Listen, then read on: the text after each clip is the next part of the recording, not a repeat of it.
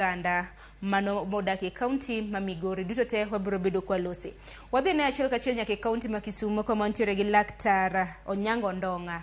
Ndong'a bende inyiso ni midhusi mar karamna tuo mar nyaldiema. Wachaka ne nagi ranyisi mage kako landore nikech wang'e ne olandore mapiyo piyo mondo japinyo bed gi ng'eyo. Erokamano. Adwa chako gi kono uni nyaldiema koso cholera dho wasunge. Cholera en tuo mar diarrhea miyudo from chiemo kata pi mobedo contaminated gi bacteria miluongo ni Vibrio cholerae.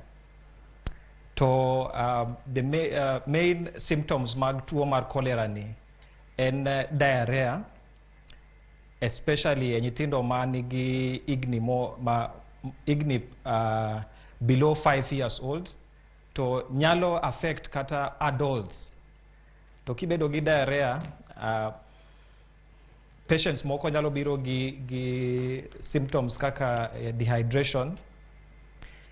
And wawacho ni ka diarrhea okobedo treated immediately or as fast as possible, and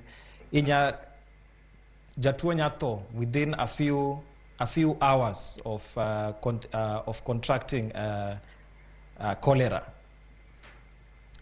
Kawadhi chien matin, adwa wacho ni the first time waneno tuo mar cholera ni in the world nen River Ganges India. To king'iyo kaka Asians, the Southeast Asians timo cleanliness, tidhi yudo ni river ni ekuma ji dhi luokre, to a few meters from that river nitie joma tuomo pi magidhi modho, gidhi tedogo. And king'iyo communities manie around Lake Victoria, and specifically adwa mention Homa Bay gi Migori. These counties, some sub-counties are greatly affected nekech pod waonge gi proper sanitation and proper water infrastructure. Mano nyiso ni nyikwa Ramogi pod dhiye to the rivers and to the lakes mond gikaw pi magidhi tiyogo in their homesteads. Yes.